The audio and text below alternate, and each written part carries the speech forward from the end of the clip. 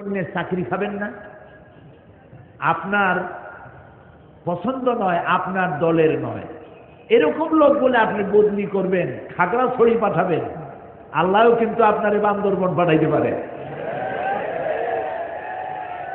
এই কামটা করবেন না।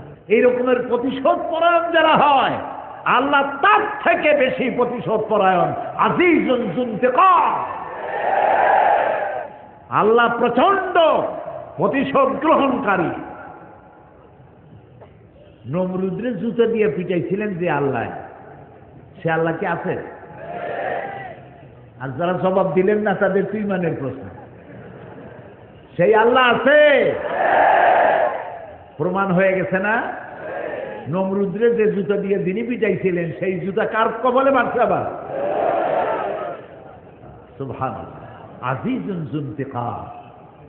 আল্লাহর বান্দাদের উপরে যারা জুলম করবে, অত্যাচার করবে, নিজের ক্ষমতাকে পাকাপোক্ত করার জন্য মানুষের উপরে জুলম আর অত্যাচার যারা করবে, জুতার রিজার্ভ থাকবে কিয়ামত পর্যন্ত।